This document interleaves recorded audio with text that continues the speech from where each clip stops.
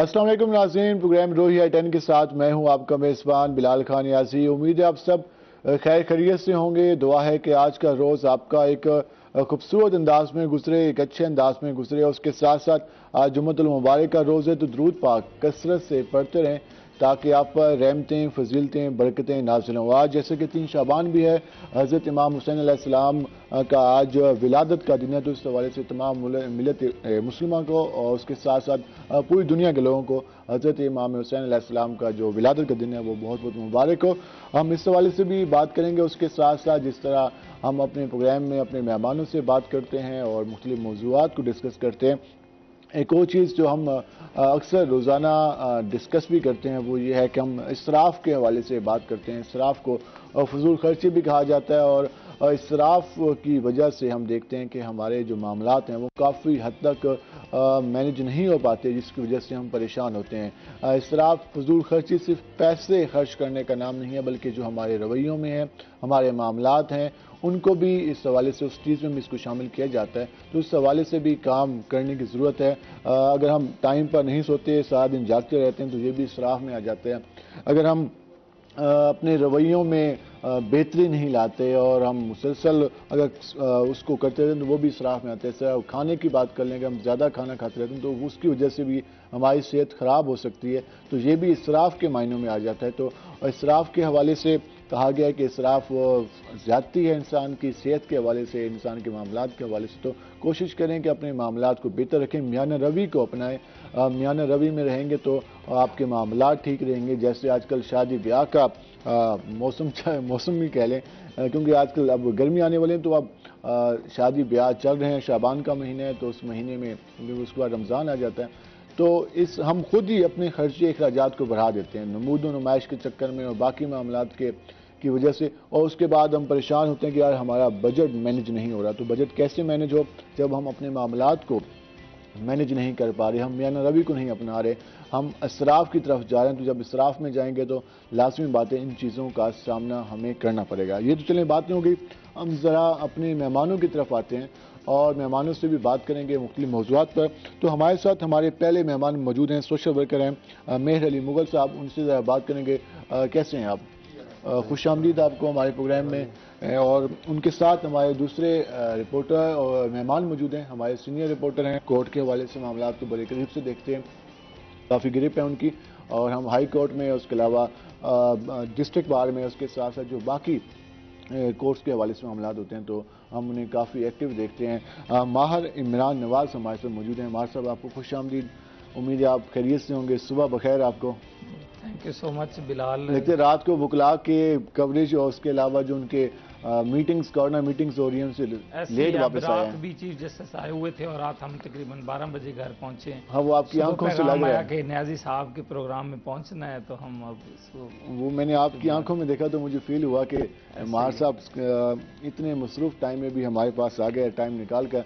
तो हम हमारे इमरान नवाज साहब से बात करेंगे। चीफ जस्टिस हमारे लाहौर हाई कोर्ट मुल्तान में आए हुए थे और 4 रोज़ा दौरे पे हैं, तो उस हवाले से बात करेंगे कि कितनी अहमियत का हमें ये दौरा है। और मुल्तान के हवाले से कोई डेवलपमेंट के मनसूबों के हवाले से लास्ट टाइम उन्होंने इंस्ट्रक्शन जारी की थी, उस हवाले से जो कचहरी के हवाले से हैं, बाकी नहीं, तो उस हवाले से वो किस तरह से क्या कोई दोबारा से उन्होंने उसका विजिट करना है, नहीं करना।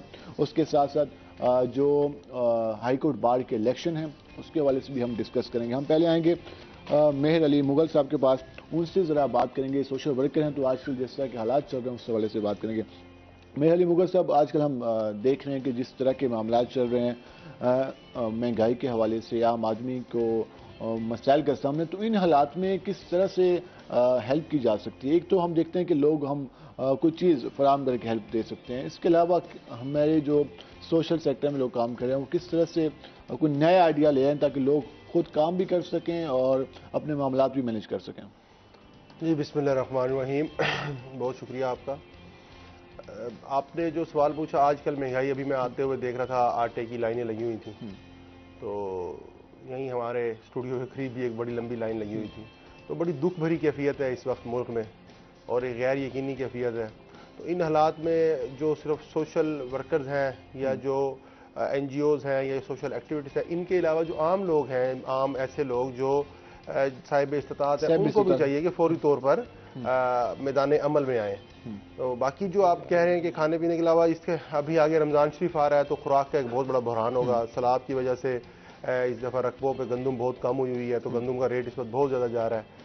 بلکہ سننے میں یہ آ رہا ہے, کل ہماری ایک میٹنگ تھی اس میں یہ ڈسکس ہو رہا تھا کہ شاید 5,000 روپے من تک جائے. 4,000 تو آفیشیل ہو گیا, 5,000 روپے من تک جائے. تو اس وقت حالات بڑے ہی ناساز ہیں.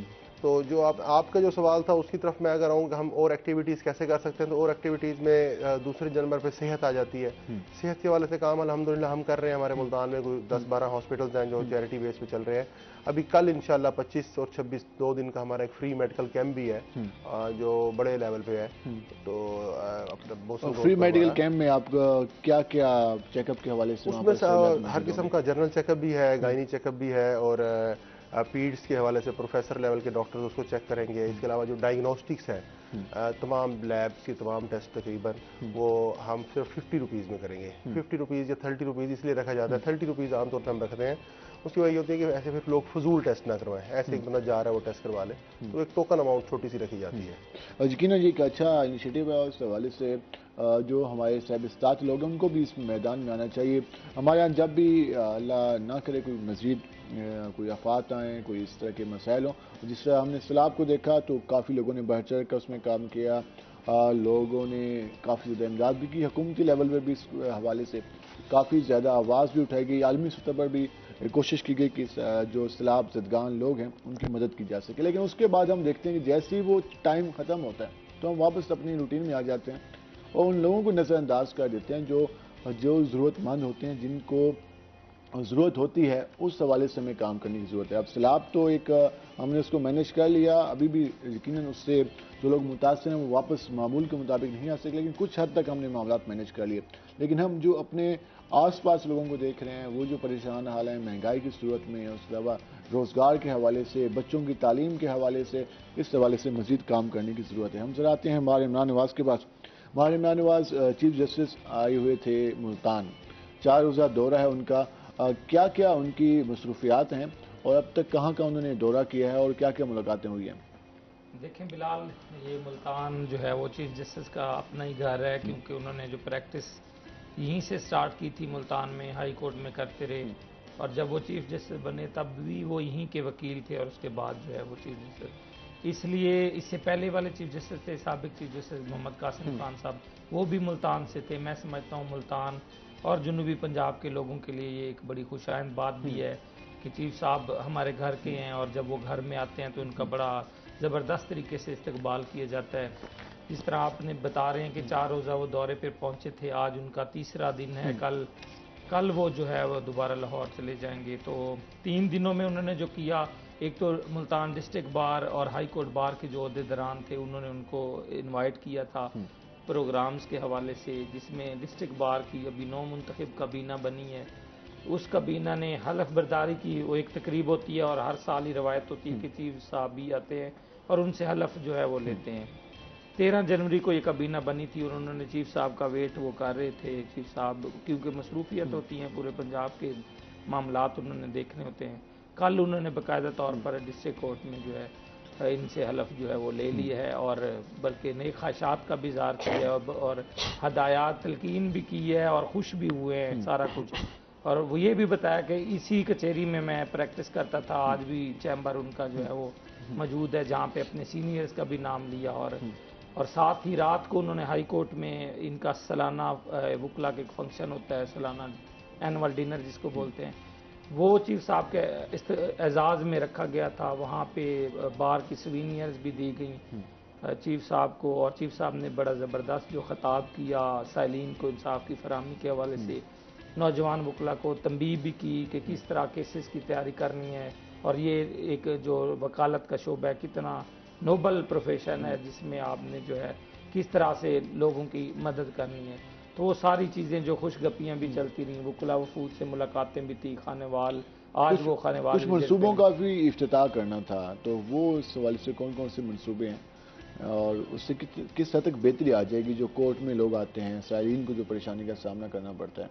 ملتان کا دیکھیں بلال, ملتان کا ایک بہت بڑا ایک دیرینہ مسئلہ تھا وکلا کی پارکنگ کا, آپ بھی وہاں پہ سفر کرتے ہیں، جو سننے والے ہیں وہ بھی ملتان میں جو بھی آتا ہے، جو کلمہ چوک سے گزرتا ہے اسے یقیناً پریشانی کا جو ہے وہ سامنا اسے کرنا پڑتا ہے، کیونکہ وکیلوں کی گاڑیاں، سائلین کی گاڑیاں کھڑی کرنے کی جگہ نہیں ہے سڑکوں وہ کے روڈ اوپر۔ کے اوپر ہی کھڑی ہوتی ہیں۔ ہاں، وہ ایک بڑی ایک خوشخبری دی انہوں نے کہ فنڈز مل چکے ہیں پارکنگ کے، یہ سب سے بڑی خوشخبری تھی ملتان کے باسیوں کے لیے، اور یہاں جو گرد و نواح سے آنے والے لوگ ہیں، کہ پارکنگ پلازا 1 سال کا ٹائم دیا ہے، اور یہ بھی کہا ہے کہ اب آپ جو ہے تھوڑی سی پریشانی اور برداشت کر لیں، 1 سال میں یہ پلازا جو ہے مکمل ہوگا۔ ابھی اور 1 یہ سال کا سارا- ٹائم پیریڈ ہے یا اس سال میں مکمل ہو جائے گا؟ دیکھیں وہ سٹارٹ ہو گیا ہے، 1 سال میں مکمل ہو جائے گا۔ اور یہاں ایک اور بات بھی انہوں نے کی خطاب میں، ہم نے دیکھی بھی، پروگرام بھی اس پہ کی، یہ جو جوڈیشل کو کمپلیکس کا منصوبہ ہے، ایشیا کا سب سے خوبصورت یہاں پہ ایک ہمارا سٹی جوڈیشل کمپلیکس کا منصوبہ بن رہا ہے، اس میں زبردست شاندار عدالتیں ہیں، اس میں وکلا کے چیمبرز، اس جو میں نیو کچہری سائڈ پہ نہیں، یہ ملتان سٹی میں جو پرانی کچہری ہے، ٹھیک ہے۔ اسی کچہری کے ساتھ پولیس لائن سے، جس سے قاسم خان صاحب جو ہے چیف جسٹس سابق جو جو ہے متی وہ- دل کے پاس تو ایک منصوبہ شروع کیا متی گیا دل تھا، والا اس کا منصوبہ کیا بھی اس وقت- فیوچر ہے، اس پہ کتنا کام اس ہوا؟ کا یہ ہے کہ وہ منصوبہ مکمل ہو گیا تھا، لیکن یہ شہر سے دور تھا، تو وکلا کو مسائل تھے، لوگوں کو مسائل تھے۔ جب یہاں سے کچہری شفٹ ہوئی تھی تو بڑے 2017 کی بات ہے، احتجاج بھی ہوئے اور واپس اس کچہری کو لے آیا گیا کہ ابھی جو ہے وہاں لوگ نہیں جا سکتے۔ ابھی جو وہاں پر ایڈمنسٹریشن کے دفاتر کی صورتحال ہے وہ تو سکڑ سے گئے ہیں، وہاں دیکھیں پر ڈی سی کا دفتر بالکل سکڑتا جا رہا ہے، وہاں پہ جو اس چیز کے دفتر ہیں وہاں پر سائلین تو کم ہی نظر آتے ہیں، کیونکہ سارے 7 چیمبر ہیں، وکلا زیادہ نظر آتے ہیں۔ تو اور کیا ان فیوچر جو ہم ڈی سی کے دفتر ہم منتقل ہوتا دیکھ رہے ہیں یا پھر جو کچہری ہے اس کو منتقل ہوتا دیکھ رہے ہیں؟ دیکھیں دونوں کا کام، کچہری ہو یا ڈی سی ہو، دونوں کا کام ہے لوگوں کو انصاف کی فراہم کرنا، انتظامات کو دیکھنا۔ وکلا بھی بیسیکلی جو ہے وہ شہر میں جو خرابیاں ہوتی ہیں ان کو دور کرنے کے حوالے سے عدالتوں سے رجوع کر رہے ہوتے ہیں، سائلین کی آواز بن رہے ہوتے ہیں، اور ڈی سی صاحب کا بھی کام ہوتا ہے کہ سائلین کی جو امداد کرنا، مدد کرنا۔ تو یہ مل جل کے چلتے رہیں گے تو میں سمجھتا ہوں نیاز صاحب یہ زیادہ بہتر ہوگا۔ خوبصورت ایک گلدستہ بنا رہے گا۔ ویسے اگر ہم بات کریں تو اگر ڈپٹی کمشنر آفس کی بات کریں تو وہ کافی کم جگہ پڑ گئی، اب ہونے تو یہ چاہیے کیونکہ لاسٹ ٹائم انہوں نے جو ان کے پاس جگہ تھی بھی صحیح تو انہوں نے وکلا کو چیمبر کے لیے دے دی، تو اب ہونا یہ چاہیے کہ اب ڈی سی صاحب کہیں بہتر جگہ پر دفتر شفٹ کر لیں تاکہ لوگ آسانی سے آ سکیں، کیونکہ وہاں پر عام سٹائلین کو آنے کے لیے کافی پریشانی کا سامنا کرنا پڑتا ہے، وہاں پارکنگ کا بھی کافی زیادہ پرابلم ہے، تو اس لیے وہاں پر کچھ ایڈمنسٹریشن کو اپنے دفاتر کے بارے میں بھی سوچنا چاہیے، لیکن ابھی وزیر اعظم نے کہا ہے کہ ہم نے خرچے نہیں کرنے، اب دیکھتے ہیں کہ اس پہ کتنی بچت ہوتی ہے۔ مہر علی صاحب، جس طرح ہم بات کر رہے تھے سوشل ویلفیئر کے حوالے سے بات کر رہے تھے، کس طرح سے ہم سپورٹ کر سکتے ہیں، بنیادی طور پر آپ کو کیسے آئیڈیا آیا کہ اس سیکٹر میں آنا چاہیے، اس حوالے سے جو ہے ایک تنظیم ہو، ایک آرگنائزیشن ہونی چاہیے جس کے ذریعے ہم لوگوں کی ہیلپ کر سکیں؟ ہماری جو آرگنائزیشن ہے جی وہ الحمدللہ پچھلے 20 سال سے کام کر رہی تھی، اور 15 سال پہلے میں نے اس کو جوائن کیا تھا 2008 یا 9 میں، تو آلریڈی ہم اس وقت ایک چھوٹے لیول پہ کام کر رہے تھے اور ایک علاقے کے اس کے اوپر صرف فوکس تھا۔ پھر ہم کچھ دوستوں نے اس کو جوائن کیا تو اس کو الحمدللہ پھر ہم ملتان لیول پہ لے کے آئے، اور اب الحمدللہ ہم اس کو ساؤتھ پنجاب لیول پہ چلا رہے ہیں۔ تو بیسیکلی ہمیں جو اس کا خیال آیا وہ یہ تھا کہ ہم ہر وقت دنیا جہان کے سارے معاملات ڈیلی ہر بندہ کرتا ہے، تو زندگی میں کوئی ایک کام ایسا بھی ہونا چاہیے جو صرف اللہ کی رضا کے لیے ہونا چاہیے اور اللہ کی مخلوق کے لیے ہونا چاہیے۔ تو یہ اس آئیڈیا کے اوپر ہم نے کام کرنا شروع کیا۔ پہلے ہمارا سب سے پہلا جو فوکس تھا وہ میڈیکل تھا۔ آپ کے زیادہ فوکس صحت کے میں؟ جی، پہلے صحت پہ تھا، اب ہم نے اس میں ووکیشنل انسٹیٹیوٹ ایڈ کیا، راشن ڈسٹریبیوشن چلتی تھی۔ ووکیشنل انسٹیٹیوٹ میں کیا کیا چیزیں ایڈ کی گئی؟ ہاں، ووکیشنل انسٹیٹیوٹ کا بھی تھوڑا سا بیک گراؤنڈ ہے۔ پہلے ہم اس کو نا صرف کچھ خواتین کو جو غربت کی لکیر سے نیچے تھی، جس گھر میں کوئی کمانے والا نہیں تھا، اس کو راشن دے رہے تھے۔ ٹھیک ہے۔ پھر ہم نے یہ دیکھا کہ یہ تو عادی بن جائیں گے، یہ بھی فقیر بن جائیں گے، جبکہ فقیرازم کو پروموٹ کرنا ہمارا مقصد نہیں تھا۔ تو ہم نے ان بچیوں کو ایک کام پہ لگا دیا کہ آپ یہ کام کریں، آپ کو فقیر ویسے پیارا لفظ ہے، ہم سب بھکاری کا لفظ ہے، بھکاری۔ فقیر ہم دیکھتے ہیں کہ اس انسان کو آ جاتا ہے جس کا باقی معاملات جس کو اس میں نہیں ہوتی، کشش دولت کی طرف نہیں جاتا۔ جی بالکل ایسے ہے، وہ مختلف لوگوں کے لیے، پیروں فقیروں کے لیے لفظ یوز کیا جاتا ہے۔ بہرحال اچھا، وہ ایک بھیکاری سب لوگ بن رہے تھے، تو ہم نے اس کو چینج کیا اور ہم نے ان کو یہ لگایا کہ آپ اگر راشن لیں گے تو آپ یہ کام بھی ساتھ سیکھیں اور پھر اس میں جو ارننگ ہوگی وہ بھی آپ کی ہے. تو اس کے اوپر ہم نے ووکیشنل انسٹیٹیوٹ بنایا قاسم پور میں.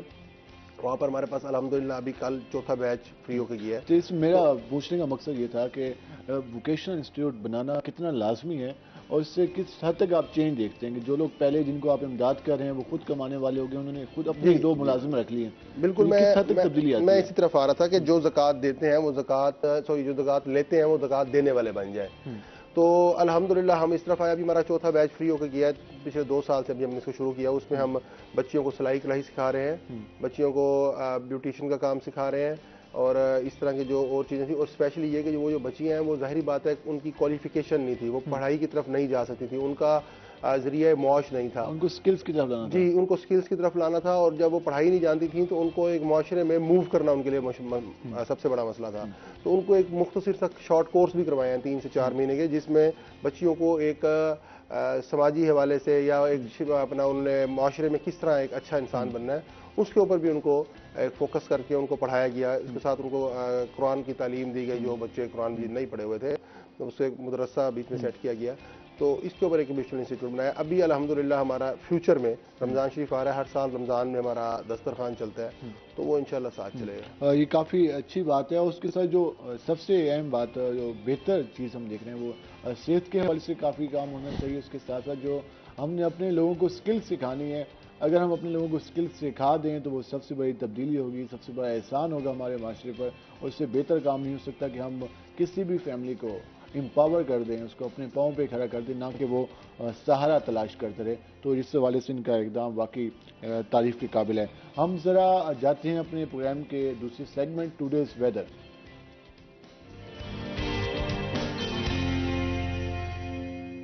ہمارے ساتھ ہمارے رپورٹر حسن ملک موجود ہیں. ذرا ان سے جانتے ہیں کہ آج ملتان کا موسم کیسا رہے گا. حسن بتائیے گا ملتان میں گرمی کتنی بڑھنے کا امکان ہے؟ شہر اولیاء ملتان کے اگر آج کے موسم کی بات کی جائے تو آج ملتان کا موسم اچانک سردی کی لپیٹ میں دکھائی دے رہا ہے. آج ملتان میں دھند کا کافی زیادہ راج دکھائی دے رہا ہے. آج اگر ملتان کے موسم کے حوالے سے اگر بات کی جائے تو آج شہر اولیاء کا زیادہ سے زیادہ درجہ حرارت 28 ڈگری سینٹی گریڈ تک جانے کا امکان ظاہر کیا جا رہا ہے. آج اگر ملتان کے کم سے کم درجہ حرارت کی بات کی جائے تو آج شہر اولیاء کا کم سے کم درجہ حرارت 13 ڈگری سینٹی گریڈ پر ریکارڈ کیا گیا ہے. ہوا میں نمی کے تناسب کی اگر بات کی جائے تو آج شہر اولیاء میں ہوا میں نمی کا تناسب 94% تک ریکارڈ کیا گیا ہے. آج اگر ملتان کو دیکھا جائے کہ دھند کی وجہ سے حد نگاہ کتنی ہے تو حد نگاہ کافی زیادہ متاثر ہونے کے باعث 400 میٹر تک محدود ہے. اگر ملتان کے ایئر کوالٹی انڈیکس کی بات کی جائے تو آج شہر اولیاء کا ایئر کوالٹی انڈیکس قدر آلودہ ہے اور ملتان کا ایئر کوالٹی انڈیکس 167 پوائنٹس پر ہونے کے باعث اگر دیکھا جائے کہ پاکستان کے فضائی آلودہ ترین شہروں کی لسٹ میں ملتان کی سٹینڈنگ کیا ہے تو آج ملتان 7ویں نمبر پر سٹینڈ کر رہا ہے. آئندہ آنے والے دنوں کے حوالے سے بات کی جائے تو محکمہ موسمیات کی جانب سے یہ پیشگوئی ظاہر کی جا رہی ہے کہ آئندہ آنے والے دنوں میں ملتان کا درجہ حرارت بڑھنے کا امکان ہے. آج کے حوالے سے اگر بات کی جائے تو آج ملتان کا موسم کافی زیادہ اچانک سے تبدیل ہوا ہے اور آج محکمہ موسمیات کی جانب سے یہ پیشگوئی ظاہر کی جا رہی ہے کہ آج پورا دن ملتان کا موسم بادلوں کی لپیٹ میں رہنے کا امکان ہے. اور بہت شکریہ حسن آپ کا, آپ نے تفصیلاً بتایا ہمیں موسم کے حوالے سے. ہم واپس آتے ہیں ذرا اپنے مہمانوں کی جانب. ماہ مہمان بعد جس طرح ہم ڈسکس کر رہے تھے chief justice Lahore high court کے ملتان دورہ کے حوالے سے, تو منصوبوں کا افتتاح جو انہوں نے کرنا تھا تو کون کون سے منصوبوں کا افتتاح کیا اس حوالے سے تفصیلاً بتائیے گا. دیکھیں وہ منصوبوں کی تو ہم تو بڑے خوش ہیں. ہمارا ایک دیرینہ منصوبہ تھا, پہلے ہم اس کی بات کریں گے. سابق چیف جسٹس محمد قاسم خان کو ہم نے ایک اپلیکیشن دی کہ لاہور میں میڈیا کا ایک روم بنا ہوا ہے, آفس بنا ہوا ہے, تو ملتان میں بھی دیا جائے. جو کورٹ رپورٹرز ہیں, ہماری ایک ایسوسیشن بھی بنی ہوئی ہے اور اس ایسوسیشن کے ممبران ہیں, کوئی 30 کے لگ بھگ ممبرز ہیں جو روزانہ عدالتوں کی خبریں جو ہیں وہ عدالتوں سے نکالتے ہیں اور وکلا اور ان کی خبریں جو ہے وہ شائع بھی ہوتی ہیں اخبارات اور چینلز وغیرہ میں. تو اس میں جو ہے ایز اے کورٹ رپورٹر یہ میرے اوپر بھی ذمہ داری تھی کہ ہمارا وہاں بیٹھنے کے لیے کوئی ایسا روم ہو جہاں پہ ایک پورا ایک نظام ہو. سابق چیف جسٹس محمد قاسم خان صاحب کو ہم نے اپلیکیشن دی, وہ آئے, انہوں نے جگہ دیکھی, ایڈمن بلاک میں وہ روم بھی بن گیا. ہمیں دن وہ حوالے کرنا تھا لیکن اس کے بعد بدقسمتی یہ رہی کہ وہ وہ ہو گئے، ان کی چیف جسٹس ختم ہو گئی اور وہ ایڈمن بلاک تھا وہ بھی گر گیا، اس کی جگہ نئے بنانے تھے۔ اب چیف جسٹس محمد قاسم امیر بھٹی صاحب ہیں۔ پھر ہم نے بار عہدیداران جس میں میں خصوصی شکریہ ادا کروں گا عادل مشتاق جو کہ صدر ہائی کورٹ بار ہیں، محمد ارشد بھٹی جنرل سیکرٹری ہیں، اورنگزیب خان بلوچ نائب صدر ہیں، ان کی کاوشوں سے کل رات باقاعدہ طور پر جو ہے کورٹ رپورٹرز کے لیے ہمیں جو ہے آفس دے دیا گیا ہے، اس کا نام میڈیا کوارڈینیشن کے نام سے جو ہے باقاعدہ طور پر تختی لگی اور افتتاح ہوا، اور چیف جسٹس محمد امیر بھٹی نے افتتاح کیا۔ ایک شاندار ہمیں روم ملا ہے کہ اب ہم جب وہاں جائیں گے وہاں بیٹھیں گے، اب ہمارے جو معاملات ہیں وہ زیادہ بہتر طریقے سے یہ خوشائند بات ہے اور یہ اچھی بات ہے۔ اس میں جو ہم اکثر گلے شکوے سنتے ہیں کہ یار موقف ٹائم پہ نہیں لیا جا سکا، تو اس میں ہے کہ معاملات بہتر طریقے سے چل سکتے ہیں۔ بلال اس کے علاوہ میں بتاؤں کہ جو کورٹ رپورٹرز کی جو ایک ایسوسیشن ہے یا کورٹ رپورٹرز کا جو کام ہے وہ بڑا اہم ہے۔ اب آپ دیکھیں کہ سارے جتنے بھی معاملات ہیں آپ کی جو اسٹیبلشمنٹ کے ہیں، جو آپ کے ایک عام بندے کی ہیں، وہ عدالت میں ہی جا کے وہ سب کی نظریں آج کل ویسے ہی عدالت پہ ہوتی ہے۔ جیسے کل چیف جسٹس اسلام آباد نے پورے جو نوٹس لیا، سپریم کورٹ نے جو نوٹس لیا، تو اس کے بعد الیکشن کے حوالے سے تو پورے ملک کی نظریں وہاں پہ، جس سے پنجاب اسمبلی کے انتخابات کا لاہور ہائی کورٹ میں نوٹس لیا گیا تو وہاں بھی ہر کسی کی نظریں تھیں۔ تو کورٹ کے معاملات میں تو آج کل ویسے پوری قوم کافی نظر سے دیکھ رہی ہے۔ آپ نے بھی اس پہ پروگرام بلکہ کیا، ابھی عامر ڈوگر یہ لوگ اریسٹ ہوئے، ان کو بھی عدالتوں میں لایا گیا، ان کو بھی تو عدالتوں کی رپورٹنگ کے آپ بھی بہتر سمجھتے ہیں، عدالتوں کی رپورٹنگ ویسے مشکل ہوتی ہے، اہم رپورٹنگ میں آپ بھی دیکھ رہے سب سے اہم ہوتی ہے، اور ٹیکنیکل رپورٹنگ ہوتی ہے، ان میں الفاظ کا خیال رکھنا پڑتا ہے، کیونکہ اگر عمران خان ایک لفظ کہہ دیں تو ان کو توہین عدالت ہو سکتی ہے، تو جو لوگ بیان کر رہے ہوتے ہیں تو انہیں بھی کافی الفاظ کے چناؤ کا خیال کرنا پڑتا ہے تاکہ جو کنٹیمپٹ آف کورٹ کے زمرے میں کچھ چیزیں نہ آئے۔ تو ہم اس سے مزید بھی بات کریں گے، ہمارے ساتھ رہے گا، ملتے ہیں شارٹ بریک کے بعد۔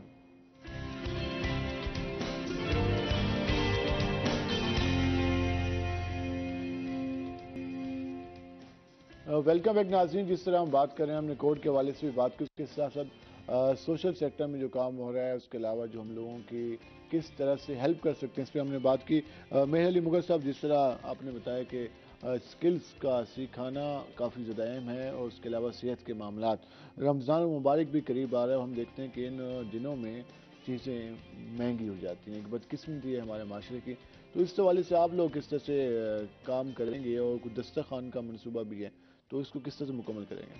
ہمارا الحمدللہ کافی عرصے سے رمضان سے پہلے ایک تو رمضان راشن ڈسٹریبیوشن پروگرام ہوتا ہے جو سکرونٹری کے ساتھ اور بڑی ترتیب سے ہوتا ہے، اس دفعہ تقریباً 1500 انشاءاللہ راشن بنانے کا پروگرام ہے، اور باقی افطاری اور سحری یہ پچھلے ہم 4 سال سے چلا رہے ہیں، جو 100% فری ہوتی ہے، اور سحری میں تقریباً 500 لوگ ہوتے ہیں، مطلب وہ آتے ہی اتنے ہیں، ہمارے اینڈ سے فری رہنا ہوتا ہے، اور افطاری جو ہے وہ تقریباً 2000 لوگوں کے لیے ہوتی ہے، وہ بلا ناغہ ہماری الحمدللہ چلتی ہے معصوم شاہ روڈ پہ ہمارے سیٹ اپ کے ساتھ، تو وہ انشاءاللہ حسب معمول چلے گی۔ جو اس وقت مہنگائی چل رہی ہے، اس حوالے سے آپ کیا سجیسٹ کریں گے حکومتی لیول پر، اور اس کے علاوہ باقی کس طرح سے معاملات کو بہتر کیا جا سکتا ہے؟ اور عام آدمی آپ کا تو زیادہ واسطہ پڑتا ہوگا، کیونکہ لوگ آتے ہیں اور ان کی امداد کے حوالے سے بات کرتے ہیں، اس میں تو اب اضافہ ہو گیا ہوگا لوگوں کا۔ جی بالکل، ایک تو غربت کی شرح بڑھ گئی ہے، لوگ بہت زیادہ آتے ہیں، اور سماجی حوالے کے علاوہ میرا کیونکہ ریل اسٹیٹ کا بزنس ہے الحمدللہ، کنسٹرکشن کا، تو میرے پاس لیبر کلاس بہت کافی زیادہ تعداد میں ہے، تو ان کو یقیناً پرابلمز ہوتی ہیں، جو آفس کے امپلائیز ہیں ان کی تنخواہیں، آپ یقین کریں کہ ہم نے مطلب جو بندہ میرے سے 18,000 لے رہا تھا اس کو ہم نے 30,000 پہ لے گئے ہیں، لیکن وہ پھر بھی اپسیٹ ہے کہ اس کی اخراجات پورے نہیں ہوتے، اور جو چیزیں آپ کے سامنے ہیں، جو مہنگائی کی ریشو بن گئی ہے، ایون ڈیڈ کی جو روٹی ہے وہ بھی 20 روپے کی تو عام تندور والا روٹی ہے، تو اس سچویشن میں لوگ بہت زیادہ آتے ہیں اور بہت زیادہ پریشان ہیں۔ آپ کنسٹرکشن انڈسٹری کی بھی بات کریں تو اس میں بھی ہم نے دیکھا کافی زیادہ مہنگے ہو گئے ہیں، بہت بڑا سیمنٹ کی بات کر لیں، سلمپ سلیب آیا کی ہے بات کر ہماری لیں۔ کنسٹرکشن انڈسٹری میں، جو میں بتاؤں تو پچھلی حکومت میں ہم نے جتنا کام کیا ہے اور مجھے لگتا ہے جتنے پیسے کمائے ہیں اب وہ سارے بیٹھ کے کھا رہے ہیں، وہ بیلنس ہو رہے ہیں، لوگوں کو مطلب تنخواہیں اپنی جیب سے دے رہے ہیں، بندے کو جاب لیس کرتے ہوئے شرمندگی ہوتی ہے کہ ہم ان کو کیسے کہیں گے اب آپ جائیں، لیکن کی ہے کچھ بندوں کو ہم نے۔ اس کی وجہ ڈالر کا سلمپ ہے، دیکھیں نا جی، ایک ایل سیز نہیں کھل رہی، ایل سیز نہ کھلنے کی وجہ سے جو ہمارے پاکستان میں سٹیل مینوفیکچر ہوتا ہے اس کی جو خام مال آتا ہے وہ باہر سے آتا ہے، امریکہ سے آتا ہے میکسیمم۔ ایل سیز نہ کھلنے کی وجہ سے اس کا خام مال نہیں آ رہا، تو وہ سریا جو ہم نے کنٹریکٹ کیے ہوئے تھے، جب ہم نے کنٹریکٹ کیے تو اس وقت سریا کی قیمت تھی 110 روپے کلو، آج وہ ہو گیا 306 روپے کے جی۔ تو ہمارے تو پروجیکٹس بند ہو گئے، ڈبل بھی ہم نہیں کہہ سکتے، ڈبل ہوں تو پھر بھی 200 پہ جائے گا۔ سچویشن میں جب ہم 3 گنا اضافہ ہو گیا، جب ہم پروجیکٹ کو روک دیے ہیں، کنسٹرکشن روک دیا ہے، تو بندے جاب لیس ہو گئے ہیں، تو اس سچویشن میں غربت کی شرح شدت یقیناً اس حوالے سے کافی مسائل ہیں، اور ہم جتنے بھی سرکاری منصوبے تھے ان کو بھی کافی زیادہ ہم کہہ سکتے ہیں کہ وہ منصوبے رک کے رہ گئے۔ ملتان کے جتنے بھی روڈز کے منصوبے تھے تمام، جب بھی کنٹریکٹر سے بات ہوتی ہے تو وہ کہتے ہیں بھائی ہر چیز مہنگی ہو گئی، سیمنٹ مہنگی ہو گئی ہے، سریا مہنگا ہو گیا ہے، باقی میٹیریل کافی مہنگا ہو گیا، اور جو عام آدمی گھر بنا رہا تھا اب جو ایک کمرہ بنانے پہ خرچ ہوتے تھے اب اس میں بھی کئی گنا اضافہ ہو چکا ہے۔ تو یہ کافی ایک پریشان کن صورتحال ہے۔ کنسٹرکشن انڈسٹری کو کہا گیا تھا کہ ہم اس کو مزید بہتر کریں گے اور اس حوالے سے سبسڈیز بھی دی جائیں گی، لوگوں کو کہا گیا کہ آپ آئیں پیسہ لگائیں، لیکن اب یہ صورتحال ہے کہ اب ہر چیز کا ریٹ کئی گنا بڑھ گیا ہے، جس کی وجہ سے اب یہ جو سیکٹر ہے اس میں بھی ہمیں ایک قسم کی زبوں حالی نظر آ رہی ہے۔ ماہر عمران نواز، جس طرح آپ نے بات کی، ابھی ہائی کورٹ بار کے انتخابات کے حوالے سے کافی گہما گہمی نظر آ رہی ہے، اور کل بھی ہم نے دیکھا کہ اس حوالے سے مختلف تقریبات چلتی رہی، تمام تر امیدوار کوشش میں لگے ہوئے ہیں کہ وہ یہ الیکشن اپنے نام کر سکیں۔ تو الیکشن کے حوالے سے کیا کیا تیاریاں ہو چکی ہیں، کتنے ووٹرز ہوں گے، کتنے امیدوار ہیں، اس کے حوالے سے ذرا بتائیے گا۔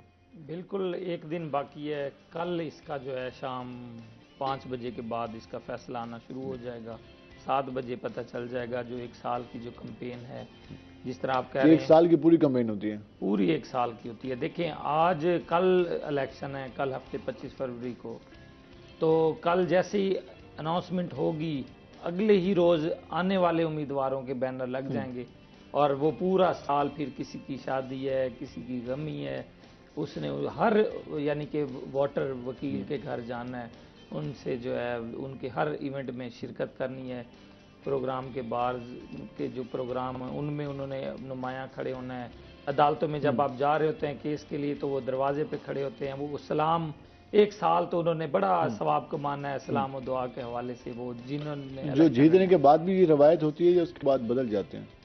دیکھیں پھر ذمہ داریاں میں سمجھتا ہوں بڑھ جاتی ہیں اس کے بعد ذمہ داریاں ہمارے سیاستدان بھی یہی کہتے ہیں کہ ہم ذمہ داریوں کا بوجھ جتنا ہوتا ہے، کیونکہ ہم ملک چلا رہے ہوتے ہیں۔ جب اب کسی بھی پولیٹیشین سے پوچھیں کہ آپ جب منسٹر بن گئے تو آپ بدل کیوں گئے، تو وہ کہتے ہیں میرے کندھوں پہ، میرے ناتواں کندھوں پہ اتنا بوجھ تھا کہ میں ملک کے معاملات چلا رہا تھا، لیکن پھر واپس آ جاتے ہیں جب دوبارہ پھر جب وہ بوجھ کم ہو جاتا ہے اس کے بعد پھر آتے ہیں، پھر وہ لوگ پوچھتے بھی ہیں اپنے طریقوں سے، کوئی ٹماٹروں سے پوچھتا ہے سیاستدانوں کو، کوئی انڈوں سے پوچھتا ہے، جب وہ نہیں آتے نا اپنے دور میں اپنے حلقے میں، تو جب دوبارہ آتے ہیں تو کچھ لوگ ایسے بھی ہوتے ہیں جو ان کا استقبال بھی شاندار طریقے، وہ ویڈیوز بھی وائرل ہمارے ساتھ ایک کالر موجود ہیں، مسز عامر موجود ہیں۔ السلام علیکم مسز عامر۔ اللہ کا شکر، کیا سوال پوچھنا چاہیں گے آپ؟ آپ سے کیا پوچھ رہی تھی، آپ کہہ رہے ہیں کہ مہنگائی بہت زیادہ ہو گئی ہے، کنسٹرکشن میں ہماری جو کمپنی تباہ ہو چکی ہے، تو آپ ایسے رول دیکھیں کہ پورا ملک تباہ ہو چکا ہے، دیوالیہ کی طرف جا رہا ہے، اس طرح نظر آتی نہیں ہے، چھوٹی چھوٹی باتوں کو آپ کنسیڈر کرتے ہیں، آپ بڑے ایسے ہو دیتے ہیں، اگلی کمپنی اگلی کسی حکومتوں کو بلیم کرتے رہتے ہیں، یہ دیکھیے آج ہم کیا کر رہے ہیں۔ جی مسز عامر، آپ کا گھلا بالکل بچا ہوا، یہ کہہ رہے ہیں کہ ہم کنسٹرکشن انڈسٹری کی تو بات کریں، پورا ملک اس حوالے سے ہم کئی بار یہ دکھا چکے ہیں، ڈسکس بھی کر چکے ہیں کہ پورے ملک کی یقینی معاملات اسی طرح ہیں، لیول پہ ہے۔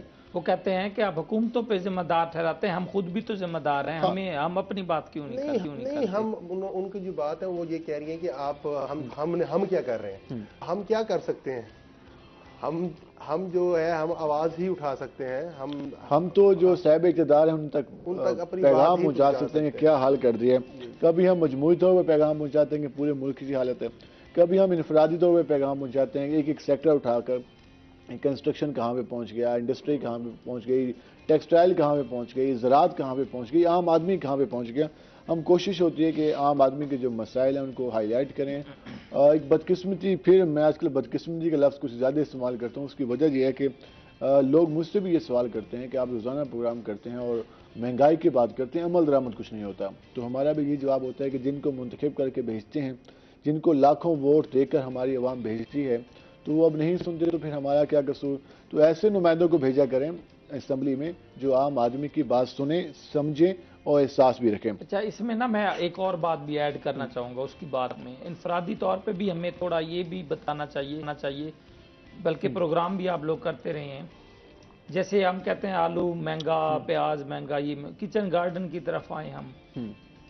यानी कि हम खुद अपनी छोटी छोटी इंडस्ट्रीज क्यों ना बना लें। जैसे ये कंस्ट्रक्शन का कर रहे हैं, अब छोटी छोटी जो चीज़ें हैं वो तैयार की जा सकती हैं। स्मॉल इंडस्ट्री बना आपने किचन गार्डनिंग शुरू की थी, वो कैसे पहुंची, और जरा हमारे नाज़रीन को भी बताएं कि उससे कितना फ़ायदा हो रहा है आपको। देखिए, मैं तो फ़ायदा हो रहा है इसमें। अभी तो चलो, पहला जो हमारा वो सीज़न था वो हमें समझ नहीं थी कि ये बनेगा या ख़राब होगा। कुछ ख़राब हो गया, कुछ बन गया, लेकिन ये है कि फ़ायदा होगा। उसमें आपने सब्जियां भी काश्त कर ली हैं? हाँ, सब्जियां भी हैं उसमें। मैंने बेसिकली तो अपने घर में एक ग्रासी प्लाट बनाया था, फिर उसके साथ साथ जो है वो शौक बढ़ता जा रहा है। ये वैसे माह इमरान का एक अच्छा मशवरा है कि हम गिला करते हैं यार प्याज इतने महंगे हो गए हैं, सब्जियां इतनी महंगी हो गई हैं, तो हम घर में भी किचन गार्डनिंग कर सकते हैं। लेकिन अब लोग इस हद तक एहसास हो गए कि हम परसों तवक्कुल के हवाले से प्रोग्राम कर रहे थे, तो उन्होंने कहा कि अब आप तवक्कुल सिखाएंगे हमें, अब इतनी महंगाई हो गई, अब महंगाई पे क्यों नहीं बात करते।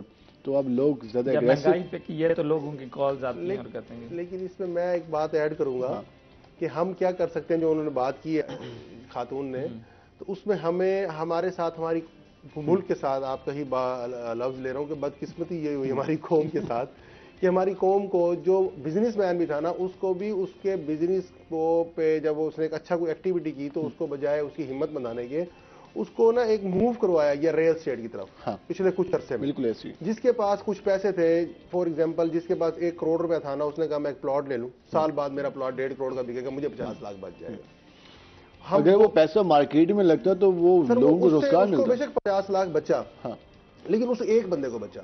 अगर वो 1 करोड़ रुपया किसी भी मैन्युफैक्चरिंग पे लगाता तो वो 1 करोड़ रुपये से उसको साल बाद अगर 50 लाख नहीं 25 लाख बचता, तो शायद पता नहीं और कितने लोग 20-25 लोग और उससे बिजनेस से कमाते, और उससे मुल्क की जो ज़र मुबादला है उसमें भी बेहतरी आती है और हम बाहर कुछ बना के भेज सकते हैं। हाँ, रियल एस्टेट में हमने कल भी डिस्कस किया कि इसमें मनी लॉन्ड्रिंग सबसे ज्यादा हुई। मुल्तान में कई हाउसिंग कॉलोनीज का नाम आया जिनके पास रिकॉर्ड ही नहीं था, जो कि प्लाट बेचे गए लेकिन अकाउंट्स की तफसीलात नहीं थी, तो पता चला कि वो आधी से ज्यादा पैसे बाहर ही चले गए हैं। मेहर अली की बात में मैं ये भी बताऊंगा कि देखें, जिस तरह ये कह रहे हैं ना, 20-20 सालों से आप खुद इसको देख रहे हैं, बल्कि आपने प्रोग्राम भी किए, कैसे खाली प्लॉट बने पड़े हैं। कल मैं सोशल मीडिया पे देख रहा था, यूएई में सहरा में उन्होंने मिट्टी डाल के और वहां पे उन्होंने गंदा और जबरदस्त है। यानी हमने अपनी गंदम अपने बागात को उजाड़ के वहां से कॉलोनियां बना दी हैं सारी, और वो बिक रही हैं, नहीं बिक रही। 20-20 बेशक कॉलोनियां बनाए, लेकिन कम से कम ये भी देखें जो बना रहे हैं तो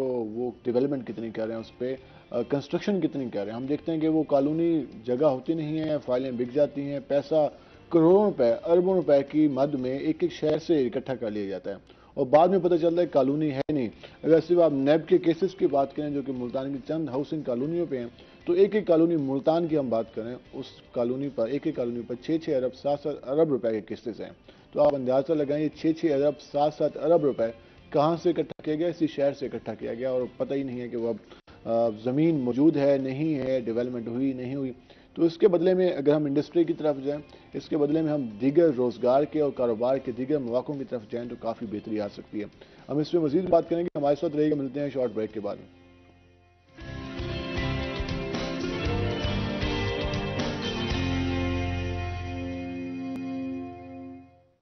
और वेलकम बैक नाज़रीन। जिस तरह हम अपने प्रोग्राम में बात करें, मुख्तलिफ मौज़ूआत पे हमने बात की और महंगाई को भी हम टच करें, उसके साथ साथ रियल स्टेट कारोबार के हवाले से भी हमने गुफ्तगू की। किस तरह से हमारे यहाँ कॉलोनीज़ का ऐलान किया जाता है और फिर लोग उसकी फ़ाइलें ख़रीदते हैं, फ़ाइलें ख़रीदने के बाद पता चलता है कि अभी ज़मीन ही नहीं है और फिर वो उसके हवाले से 1 साल बाद उनको प्लाट नंबर अलाट करते हैं और प्लाट नंबर जब अलाट करते हैं तो फिर जब वो डेवलपमेंट के काम होते हैं जिनमें सड़कें होती हैं, पार्क्स होते हैं, उसके अलावा स्कूल्स हैं, कब्रिस्तान हैं, हॉस्पिटल हैं, वो उनका नाम निशान भी नहीं होता। जब कुछ सड़कें बनना शुरू होती हैं तो उसके बाद कहा जाता है कि जल्दी पार्क्स भी बनेंगे, लेकिन वो कई ऐसे ही ढले रहते हैं। मेहर अली मुग़ल साहब, जिस तरह की ये सूरत हाल है कि रियल स्टेट कारोबार मुल्तान में, हालांकि लोगों ने पैसे तो कमाए हैं, लेकिन यहाँ पे हमारे यहाँ क्यों रवायत नहीं है कि जो हम अपने कंज्यूमर हैं, हमारे जो कस्टमर हैं, जो हमारे सारिफिन हैं, उनको रिटर्न में कुछ दें। सारे प्रॉफिट तो हम उनकी जेब से निकाल लेते हैं। इस सेक्टर में भी हम देखते हैं कि लोग प्लाट में तमाम फीसेस पे करते हैं, लेकिन रिटर्न में ना उनको अच्छा एनवायरनमेंट मिलता है, ना अच्छी जगह मिलती है, ना अच्छा घर मिलता है। तो इसकी वजह क्या होती है? देखिए, मैं फिर वही बात करूंगा कि बदकिस्मती हमारी ये है मुल्तान में कि जब शुरू में रियल एस्टेट का एक बूम आया तो उस वक्त चंद पुराने वो लोग जिन्होंने, जो कि पहले ही वाइट एलिफेंट बन चुके थे, उन्होंने इस बिजनेस में आ गए। अच्छा, खुशकिस्मती भी मुल्क की ये है कि अगर आप ये कहते हैं कि इसकी वजह से मनी लॉन्ड्रिंग हुई है, तो पैसा आया भी बहुत है। जो हमारा ओवरसीज है वो बहुत ज्यादा बाइंग करता है पाकिस्तान में प्रॉपर्टी की। अभी सितंबर में दुबई में एक्सपो थी, प्रॉपर्टी एक्सपो, मैं उसमें गया हुआ था, तो वहाँ बेशुमार मतलब पाकिस्तानियों से मेरी मुलाकात हुई जिन्होंने पाकिस्तान में बहुत ज्यादा प्रॉपर्टीज परचेज की हुई थी, जिनके पास एक बल्क क्वांटिटी में भी प्लॉट्स पड़े थे, जो उसको बाकायदा ट्रेडिंग करना चाहते थे, लेकिन उनके पास कोई ट्रस्टेबल इदारा नहीं था। ठीक है ना जी? तो उसका ये हुआ कि वो इसका मतलब है कि पैसा उधर से आता भी है, हमारे पास भी आता है। मेरे पास अपने भी कई क्लाइंट हैं जो बाहर से हैं, जिन्होंने हमारे से कुछ चीजें ली हुई हैं, हमें मंथली पेमेंट्स देते हैं। अच्छा, अब हुआ ये कि जो डेवलपमेंट नहीं हुई या जिन लोगों ने डेवलपमेंट नहीं की, उनकी वजह से जवाब हमें देने पड़ते हैं। मैं आपको बताऊं, मैंने एक प्रोजेक्ट लॉन्च किया, तो मेरे से थोड़ा सा आगे एक और प्रोजेक्ट जो पिछले काफी अरसे से मुल्तान में चल रहा है, मैं नाम ही लेता, तो वो अब प्रोजेक्ट मेरा अल्हम्दुलिल्लाह बन गया है, चल गया, कस्टमर वहां बैठा है। ये 2017-16-17 की बात कर रहा हूँ। लेकिन होता यह था कि 2016-17 में जब वो क्लाइंट मेरे पास आता था तो मुझे पहले उस प्रोजेक्ट की सफाई देनी पड़ती थी। वो कहते थे जी वो बना नहीं, आप बनाएंगे? हाँ।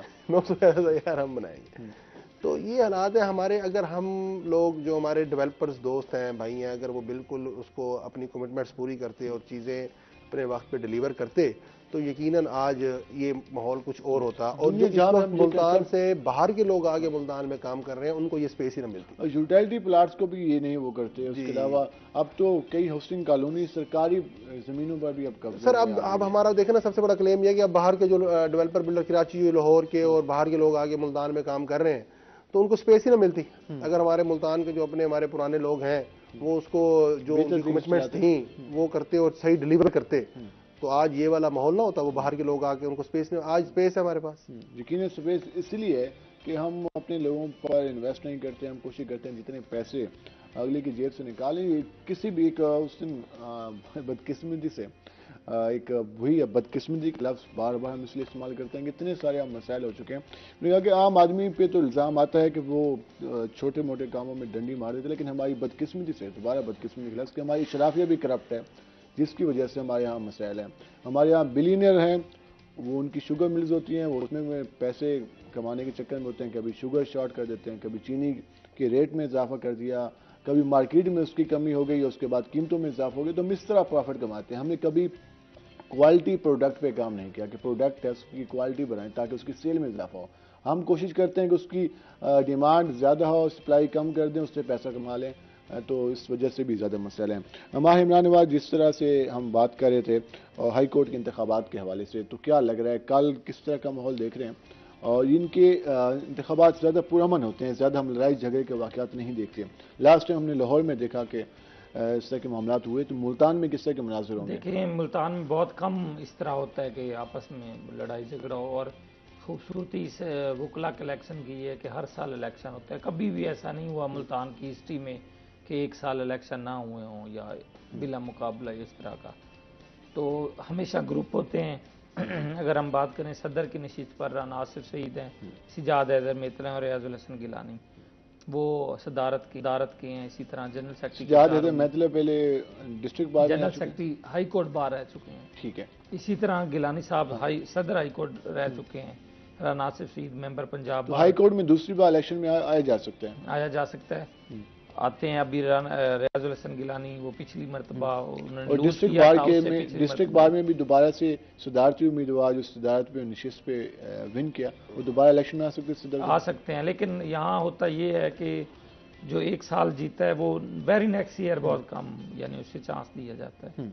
वो 1-2 साल का वक्फा उसमें। कंपेन इनकी अच्छी खासी होती है और हम देखते हैं कि तो एमपीएस एमएनएस के लेवल देखें 31 इस वक्त तहसील बार जो है वो बन चुके हैं।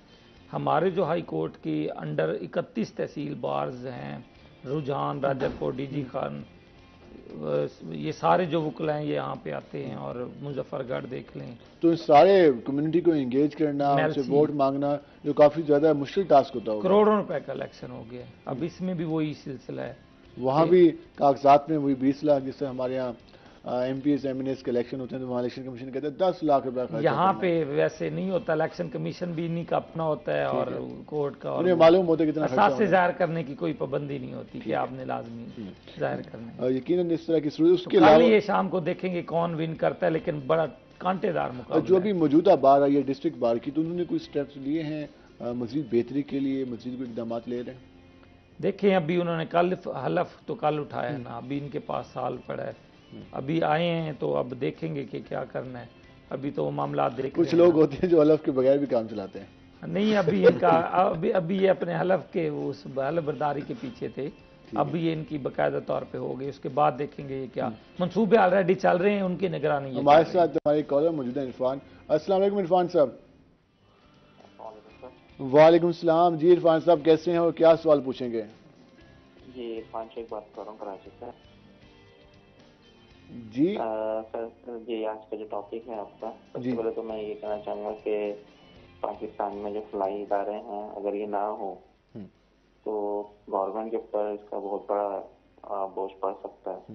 جیسا کرونا میں ہم نے دیکھا کہ فلائی تنظیموں نے جو ہے بہت لوگوں کی ہیلپ کی اور لوگوں کو جو ہے کے ساتھ جو تعاون کیا. اور اگر اس میں بھی اگر ہم 5 اکتوبر کے ضلع کی طرف جائیں تو اس میں بھی جو ہے فلائی تنظیموں نے بہت جو ہے سپورٹ کیا. سر سے یہ پوچھنا چاہ رہا تھا کہ اگر ہم کسی فلائی ادارے کو یا اپنا پرسنل کچھ اس طرح کرنا چاہیں، کچھ کرنا چاہیں، تو مطلب ہمیں کس طریقے سے کیا کام ہمیں کرنا چاہیے، کس طریقے سے ہم اس کا اسٹارٹ لیں؟ جی عرفان صاحب آپ کا سوال آ گیا.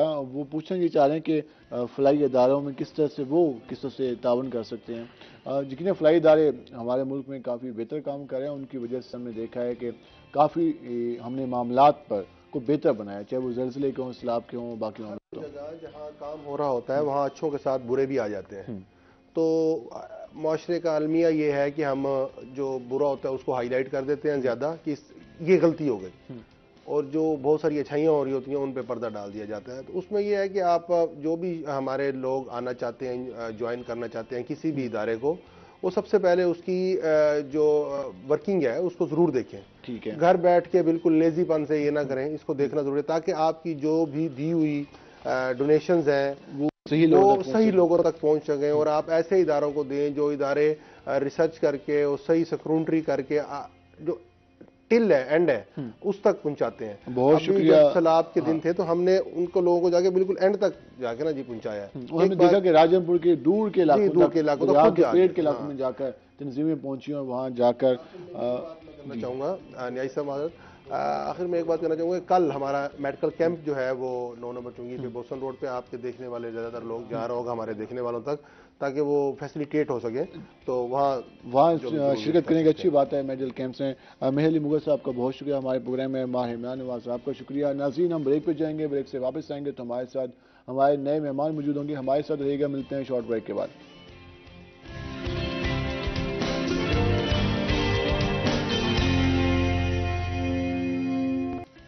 ناظرین جس طرح ہم نے آپ کو بتایا کہ جیسے ہم بریک سے واپس آئیں گے تو ہمارے ساتھ ہمارے نئے مہمان موجود ہوں گے. آج جیسے کہ جمعۃ المبارک کا روز ہے، 3 شعبان بھی ہے، تو اس حوالے سے بھی ہم ڈسکس کریں گے. ہمارے ساتھ ہمارے مہمان موجود ہیں، ہم ان کا آپ سے تعارف کرا دیں.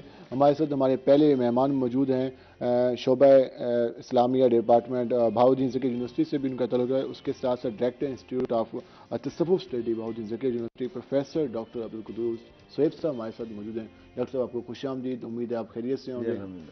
جمعۃ المبارک کا روز آپ کو بہت بہت مبارک ہو. خیر مبارک کی ساری امت کو یہ جمعے کا دن مبارک ہو. اللہ تعالی ہم سب کے لیے خیر و برکت کا باعث بنائے. اور اس کے ساتھ ہمارے دوسرے مہمان بھی موجود ہیں. نعت خوان ہیں عمر قادری صاحب ہمارے ساتھ موجود ہیں. عمر قادری آپ کو بھی خوش آمدید. آپ کو بھی جمعہ کے روز بہت بہت مبارک ہو. اور ناظرین جس طرح ہم نے آپ کو بتایا تھا کہ آج 3 شعبان کا روز ہے تو ہم اس حوالے سے بھی بات کریں گے. ڈاکٹر صاحب جس طرح شعبان کے مہینے کا جیسے آغاز ہوتا ہے تو برکتوں والا ایک مہینہ ہے.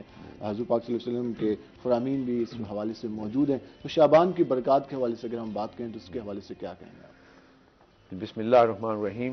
अल्हम्दुलिल्लाह रब्बिल आलमीन वस्सलातु वस्सलामु अला रसूलिन नबील करीम खातमुल अंबिया वल मुरसलीन। जी ठीक बिलाल, आपने बड़ी अच्छी बात की है कि ये जो शाबान का महीना है, इस महीने में आक़ाए नामदार हज़रत मोहम्मद मुस्तफ़ा अहमद मुज्तबा सल्लल्लाहु अलैहि वसल्लम ने बड़ी बरकत की जो मुबारक दी। बल्कि आपकी जो हदीस है वो जब आपने रजब और शाबान का महीना आता था तो आपने ये इरशाद फरमाया कि रजब और अल्लाह रजब और शाबान को हमारे लिए बरकत वाला बना और हमें रमज़ान तक पहुँचा। अल्लाहुम्मा बारिक लना फ़ी रजब व शाबान व बल्लिगना फ़ी रमज़ान। तो यानी अल्लाह हमारे लिए इन दोनों महीनों को बरकत वाला बना और हमें रमज़ान तक पहुँचा। तो आक़ाए नामदार हज़रत मोहम्मद मुस्तफ़ा अहमद मुज्तबा सल्लल्लाहु अलैहि वसल्लम इस शाबान के महीने में रमज़ान की तैयारी शुरू करते थे। और इस महीने में जो शाबान है इसमें आप अपने बाकी मामूलात को समेट लेते थे और रमज़ान की तैयारी के लिए चल पड़ते थे। और यही सबसे बड़ी बरकत की इसमें बात है। और दूसरा, इस महीने के अंदर जैसे आज यानी 3 शाबान है, हज़रत इमाम हुसैन रज़ी अल्लाह ताला अन्हु, तो अहले बैत के हवाले से जब हम बात करेंगे तो बड़ी बरकत का बायस है कि आपके खानवादे में अल्लाह सुब्हानहू ताला ने आपको एक और नवासा अता फरमाए। इससे पहले हज़रत इमाम हसन रज़ी अल्लाह ताला अन्हु थे, फिर उसके बाद 3 शाबान को हज़रत इमाम हुसैन रज़ी अल्लाह ताला अन्हु की विलादत बासआदत हुई। तो ये विलादत पूरी उम्मत के लिए और अहले बैत के लिए बड़ी खैर और बरकत का बायस बनी। इसके बाद हम आगे देखते हैं तो 15 शाबान आता है, निस्फ शाबान है, कि जिसके बारे में रसूल पाक सल्लल्लाहु अलैहि वसल्लम का अपना इरशाद है कि इस साल में अल्लाह सुब्हानहू ताला पूरे साल के फैसले करते हैं। यानी एक पूरे साल का जिसे कहते हैं ना बजट बना के जो अल्लाह ने बनाया होता है उसको अनाउंस करते हैं। यानी पूरे साल के लिए कि किसने आना है, किसने जाना है, किसका रिज़्क़, किसकी ज़िंदगी और मौत और सेहत, यानी जो फैसले अल्लाह सुब्हानहू ताला। और अल्लाह ताला इस निस्फ शाबान की रात को, हदीस के अल्फाज है निस्फ शाबान यानी 15 शाबान हो गई कि रात को अल्लाह सुब्हानहू ताला आसमान दुनिया पे भी आते हैं और देखते हैं कौन मेरा बंदा मुझसे क्या मांग रहा है, और जो मांगते हैं उसे अता फरमाते हैं। तो अल्लाह सुब्हानहू ताला तो हर रोज़ हर वक्त हर जगह सुनते हैं, लेकिन ये जो 15 शाबान की रात है ये ज़रा ज़्यादा बरकत वाली है और तखलिये में इबादत करने की रात है। और ये पूरा शाबान का महीना कैसे बरकतों वाला एक महीना जी बिल्कुल बरकतों वाला महीना है। और इस महीने वसल्लम जो है वो जो रोज़े भी रखना शुरू कर देते थे, उसकी तैयारी करते थे। 3 रोज़े तो आप ज़रूर रखते थे ना, जो आप 13, 14, 15 शाबान का रोज़ा आप रखते थे। इसी तरह से आखिरी अशरे में भी जाकर आप रोज़ा रखते थे। तो यानी ये शाबान का महीना खैर व बरकत का महीना है, इस लिहाज से कि अल्लाह सुब्हानहू ताला इस महीने में आसमान दुनिया पर आकर फैसले भी करते हैं। और जो इंसान अल्लाह सुब्हानहू ताला को पुकार रहे होते हैं, अल्लाह से फरियाद कर रहे होते हैं, अल्लाह ताला उनकी सुनते भी हैं और सब कबूल भी करते हैं। क्योंकि ये तो हम सब जानते हैं और मुसलमान का बुनियादी अकीदा ये है कि अल्लाह सुब्हानहू ताला ही से फरियाद करनी चाहिए, अल्लाह ही से मांगना चाहिए, और अल्लाह ताला ही अता फरमाने वाले, अल्लाह के सिवा कोई अता करने वाला है ही नहीं। तो अल्लाह सुब्हानहू ताला से हमने अपने ताल्लुक़ को इस महीने में ज़्यादा बेहतर बनाना है, खैर व बरकत हासिल करनी है, ताकि जो इसके बाद रमज़ान का महीना है और वो यानी 1000 महीनों से बेहतर रातें उसके अंदर हैं, लैलतुल क़द्र है, शब क़द्र है, तो कुरान का महीना भी है, तो हम उस महीने की तैयारी इस महीने में कर लें। लेकिन उस महीने की हम तैयारी भी कर सकते हैं, क्योंकि अगर हम अभी से अपनी मामलात को बेहतर बना लेंगे तो फिर रमज़ानुल मुबारक की जो फजीलतें हैं वो हम ज़्यादा से ज़्यादा हासिल कर सकते हैं। रमज़ानुल मुबारक में हम जो रोज़े हैं, नमाज तो बेसिकली फ़र्ज़ ही है, उसके रोज़ी बाकी इबादत जो नफली इबादत हैं उनमें हम ज़्यादा फोकस कर सकते हैं। डॉक्टर साहब, जिस तरह आज 3 शाबान है, हज़रत इमाम हुसैन अलैहिस्सलाम की वलादत का दिन है, हज़रत इमाम हुसैन अलैहिस्सलाम के फ़ज़ाइल के हवाले से बात करें तो उसके हवाले से ज़रा हमारे नाज़रीन को बताइए। जी देखिए जी, ये तो बहसीयत उम्मत हम सब जानते हैं कि अल्लाह सुब्हानहू ताला ने रसूल सल्लल्लाहु अलैहि वसल्लम और उनकी आल पर हमें दुरूद पाक पढ़ने का हुक्म भी दिया। यानी कुरान मजीद के अंदर भी है कि आप अल्लाह के रसूल सल्लल्लाहु अलैहि वसल्लम पर दुरूद पाक पढ़ें, सलात व सलाम भेजें, और फिर इसी तरह से आपके अहल अयाल पर, आले मोहम्मद पर। तो आले मोहम्मद में आपके फर्जंद जो थे हज़रत इमाम हसन इमाम हुसैन रज़ी अल्लाह ताला अन्हु, और आपकी बेटी और आपके दामाद और आपके तमाम अहले खाना और आपकी अज़वाज मुतारात सब इसमें शामिल हैं। तो ये अहले बैत जो हैं, ये आले रसूल जो हैं, इन पर हम सब मुसलमानों का ये अकीदा भी है और हम सब पर ये वाजिब और फ़र्ज़ भी है कि हम दरूद पाक पढ़ें। اور اس میں آل محمد ہم اس میں ضرور شامل کرتے ہیں، اور بلکہ جو درود پاک جو نماز میں ہم پڑھتے ہیں اس میں بھی دیکھیے ہم آل ابراہیم کا بھی حوالہ دیتے ہیں. اللہم صلی علی محمد وعلی آل محمد کما صلیت علی ابراہیم وعلی آل ابراہیم انک حمید مجید. اب اس میں ہم نے رسول پاک صلی اللہ علیہ وسلم پر بھی اور ان کی آل پر بھی درود پاک بھیجا. تو ہر مسلمان ہر روز جو 5 وقت نماز پڑھتا ہے وہ 5 مرتبہ سے بھی زائد، یعنی ہر رکعت میں، اور اسی طرح سے یعنی دوسری رکعت میں اور چوتھی رکعت میں جب درود شریف ہم پڑھتے ہیں بالکل، اور اسی طرح سے جب ہم باقی دن میں بھی درود پاک پڑھیں گے تو مسلمان کوئی نہ کوئی 1 دفعہ 2 دفعہ پڑھ ہی لیتا ہوگا. ہمیں امید ہے نا، یہ خوش فہمی ہماری. اور جنت کے نوجوانوں کا سردار بھی. پھر آگے چلتا ہوں نا، پھر اس میں یہ دیکھیے جب ہم یہ پڑھتے ہیں تو آپ کی آل پہ بھی شامل ہے. تو آل میں حضرت امام حسن امام حسین اور سارے اہل بیت شامل ہیں. ٹھیک ہے، بالکل. تو حضرت امام حسین پہ بھی ہم یہ درود پاک پڑھتے ہیں، اللہ تعالیٰ ان پہ بھی رحمتیں بھیجتا ہے. اور اس کے ساتھ پھر حضرت امام حسین رضی اللہ تعالیٰ جو ہیں یہ بچپن سے رسول پاک صلی اللہ علیہ وسلم کی گود میں پلے. یعنی آپ نے ان دونوں بچوں کو اور بالخصوص حضرت امام حسین کو امام حسن کو بھی خود ان کی پرورش کی، ان کی تربیت کی. تو بلال بتائیے نا، جس بچے کی تربیت گود مصطفیٰ صلی اللہ علیہ وسلم میں ہو، یعنی وہ جو کائنات کے لیے رحمت للعالمین ہیں، محسن انسانیت ہیں، امام ہیں اور امام الانبیاء ہیں، انبیاء کے وہ امام ہیں. ابھی جو رجب کے اندر معراج آیا کہ آپ نے امامت کرائی اور بیت المقدس کے اندر جو ہے تمام انبیاء نے صفیں بنا کر آپ کے پیچھے نماز پڑھی. تو کیا اس سے بڑھ کر کوئی گود ہو سکتی ہے؟ اس کائنات میں تو نہیں ہو سکتی. ٹھیک ہے، تو امام حسین رضی اللہ تعالیٰ وہ خوش قسمت بچے ہیں، جب پیدا ہوئے تو صلی اللہ علیہ وسلم نے ان کو اپنی گود میں لیا. ٹھیک ہے، ان کے کان میں اذان دی اور انہیں اپنے ہاتھ سے گھٹی دی، یعنی اپنے لعاب بھی آپ نے ان کو لگا جو حدیث میں آتا ہے. تو اب اتنی برکت والی جو زندگی کا آغاز ہے، یہ ولادت کے بعد ایسا موقع ان 2 بچوں کو ملا کہ جنہیں آپ نے اپنی گود میں لیا، اور حضرت امام حسین پر آپ نے بہت زیادہ ان پہ توجہ دی، ان کی تربیت کی. روایات میں ہے کہ کندھوں پہ سواری بھی پھر آپ ان کے ساتھ اتنے جب ہوئے بڑے، جو بچہ بڑا ہوتا ہے تو وہ آپ کے گھر میں پلے بڑے، اور پھر آپ کے ساتھ چلتے تھے، آپ انہیں باہر لے جاتے تھے، مسجد میں لے جاتے تھے. آپ چھوٹے بچوں کو جیسے اٹھاتے ہیں آپ انہیں اپنے کندھوں پہ سوار کر لیتے تھے، وہ آپ کے کندھوں پہ بیٹھ جاتے تھے اور دونوں بیٹھ جاتے تھے. حضرت ایک طرف امام حسن، ایک طرف امام حسین بیٹھ جاتے تھے. تو کہ جسے دیکھ حضرت ابوبکر صدیق نے کہا، یعنی صحابہ نے دیکھا نا جب کہ ایک بچہ جو ہے وہ دائیں پہ اور ایک بائیں کندھے پہ ہے، تو ایک صحابی نے فرمایا کہ دیکھو اتنا جو ہے نا خوبصورت سوار ہے کہ جس نے 2 سواریاں کی ہوئی ہیں. تو ایک نے کہا دیکھو کتنی سواریاں کتنی خوش قسمت ہیں. حضرت ابوبکر صدیق نے جواب دیا کہ دیکھو یہ جو سواریاں ہیں تو خوبصورت ہے، سوار تو ہیں ہی ہیں، جو سواریاں ہیں وہ کتنی خوش قسمت ہیں کہ ایک طرف امام حسن امام حسین تھے. اور پھر اتنے اچھے بچے تھے، جب وسلم نماز پڑھتے تھے تو ساتھ بیٹھتے تھے، ساتھ تربیت میں نماز پڑھاتے تھے. اور بعض دفعہ ایسا بھی ہوا کہ بچے جیسے کھیلتے ہوئے پیچھے سوار ہو جاتے ہیں سجدے میں، تو امام حسن سوار بھی ہو گئے، امام حسین بھی سوار ہو گئے. تو پھر آپ نے سجدہ لمبا کر دیا، سر نہیں اٹھایا کہ جب تک بچے اتر نہ جائیں. تو یہ محبت اور پیار اور تربیت کا انداز ہے. تو اس لیے اس میں ہماری سبق یہ ہے کہ ہم بھی بچوں کی اچھی تربیت کریں، ان کو دین کی تعلیم دیں، ان کو نماز سکھائیں، اور نماز سے انہیں روکے نہیں، جھاڑے نہیں. ہمارے ہاں تو مسجدوں میں ہوتا ہے اگر بچے آئیں تو ہم انہیں آخری صفوں میں بھی بھیجتے ہیں، پھر ان کو ہم جھڑک دیتے ہیں، سختی کرتے ہیں. تو اس لیے آپ دیکھیے حضرت محمد مصطفیٰ صلی اللہ علیہ وسلم نے کبھی ایسا نہیں کیا. آپ صلی اللہ علیہ وسلم کی پوری سیرت طیبہ میں ہمیشہ بچوں سے پیار، اور ان بچوں سے تو بہت ہی پیار. حضرت امام حسین کی آپ نے خاص تربیت فرمائی اور آپ کی دینی تربیت بھی کی، اخلاقی تربیت بھی کی. ٹھیک ہے، جو عرصہ تھا وہی تھا، تو وہ آپ 7-8 سال وسلم کے ساتھ رہے. تو 7-8 سال ہی میں انسانی شخصیت بنتی ہے. ماہر نفسیات کہتے ہیں کہ جو بچوں کی شخصیت ہے نا، پرسنالٹی ہے، ان کا جو مائنڈ میکنگ ہے، وہ 7 سے 8 سال کی عمر میں مکمل ہو جاتا ہے.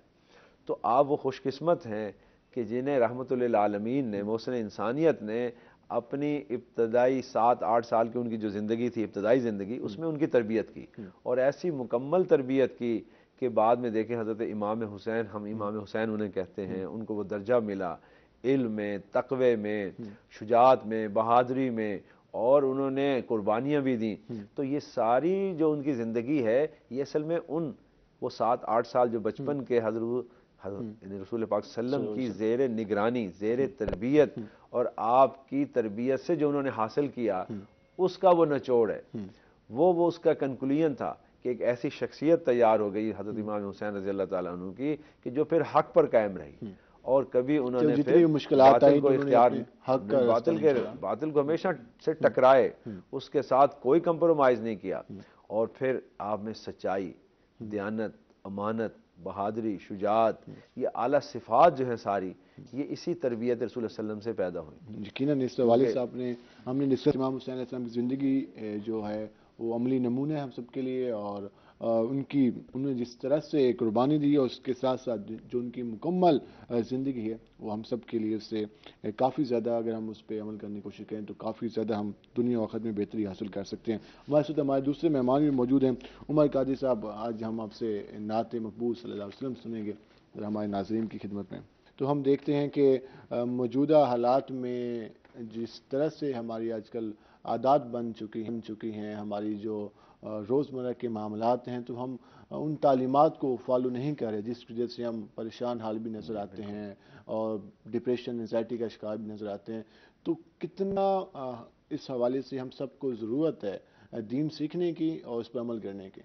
بلال، آپ نے بہت اچھا سوال کیا ہے۔ سچی بات یہی ہے کہ انبیاء علیہ السلام اسی مقصد کے لیے اس دنیا میں آتے ہیں، کیونکہ انسانیت بھٹکی ہوتی ہے، راہ راست پہ نہیں ہوتی، اور وہ اپنے مقصد زندگی سے ہٹی ہوتی ہے، اور انہیں اپنی زندگی کا کسی مقصد یا گول کا پتہ ہی نہیں ہوتا، وہ دنیا میں پڑے ہوتے ہیں، یہی مادیت، یہ سب کچھ ہے۔ ہوا یہی اب ہمارے ساتھ کہ ہم بحیثیت مسلمان، نام کے مسلمان ہیں، ہم نے کلمہ بھی پڑھا ہوا ہے، ہم جسے کہتے ہیں قانونی مسلمان ہیں، لیکن حقیقت میں ہمارا وہ اسلام سے وہ تعلق نہیں ہے۔ وہ ہمارے ٹیچر ہمیں کہتے ہیں کہ ہم مسلمان خیل ہیں، کیونکہ ہمارے یہاں وہ خیلی ہوتی ہیں ہر قوم کے ساتھ، خیل ہوتے ہیں، یعنی ہم جو قانونی مسلمان ہیں، ہمیں حقیقی مسلمان جو بننے کے لیے نا ابھی بڑا وقت چاہیے۔ وہ اس وقت ہوگا جب ہم اللہ اس کے رسول صلی اللہ علیہ وسلم کی تعلیمات کو صحیح طور پہ اپنائیں گے، اور جب ہم تعلیمات کو اپنائیں گے اس میں جو اللہ سبحانہ و تعالیٰ سے بندے کا تعلق ہے، کیونکہ اللہ ہمارا رب ہے، ہم اس کے بندے ہیں، اور انبیاء علیہ السلام نے آگے سب نے یہی کہا، اور ہمارے آخری نبی حضرت محمد صلی اللہ علیہ وسلم نے بھی انسانیت کو یہی کہا کہ یہ اللہ کی کتاب ہے، قرآن مجید، اس قرآن کے مجید کے مطابق اپنی زندگی بسر کرو۔ ہمارے کالر میں موجود ہیں فیضان۔ السلام علیکم فیضان صاحب، جی آواز آ رہی ہے آپ کو؟ السلام علیکم سر۔ وعلیکم السلام جی فیضان صاحب، کیا سوال پوچھنا چاہیں گے؟ اللہ کی رحمت، آپ کی دعا جی سر، ماشاءاللہ بہت پیاری بھائی عمر نے پڑھی ہے نعت، جی کمال کر دیجیے۔ کچھ سوال بھی پوچھنا چاہیں گے؟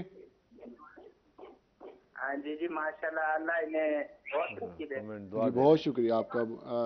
عمر قادری صاحب، آپ کے حوالے سے ان کا تھا کہ آپ نے ماشاءاللہ بہت پیارا کلام پڑھا۔ ڈاکٹر صاحب، جس طرح ہم بات کر رہے تھے اسلامی تعلیمات کے حوالے سے، دیکھیے میں بات کر رہا تھا نا کہ ہمیں رسول پاک صلی اللہ علیہ وسلم نے جو بات بتائی، اور جسے مولانا وہ حالی نے کہا نا مسدس میں، وہ حرا سے اترا سوئے قوم آیا، ایک نسخہ کیمیا ساتھ لایا، ٹھیک ہے، وہ بجلی کا کھٹکا تھا کہ جو اپنا صوت ہادی، تو یہ رسول پاک صلی اللہ علیہ وسلم جب اس دنیا میں آئے انسانی ہدایت دینے کے لیے تو قرآن مجید اللہ کی کتاب لائے، تو ہم اللہ کی جو کتاب ہے اگر اس کو اختیار کریں گے، اس کو سمجھیں گے، اس پہ عمل کریں گے، اور اس کی تشریح و توضیح سیرت پاک صلی اللہ علیہ وسلم ہے، آپ کی سیرت کو اپنائیں گے تو پھر ہمارے مسائل حل ہوں گے۔ آج کل ہم بات کرتے ہیں ماڈرنائزیشن کی بات کرتے ہیں، جدت کی بات کرتے ہیں، نئی تبدیلیوں کی بات کرتے ہیں، لیکن ابھی اگر ہم اپنے معاشرے میں اپنی جو ہمارے ایکٹ ہوتے ہیں، ہمارے رویے ہوتے ہیں، ان کو اگر ہم کمپیئر کر لیں 1400 سال سے پہلے، تو ہمارے تو بہت ہم پیچھے ہیں، ہم تو ابھی رتی برابر بھی اسلام نے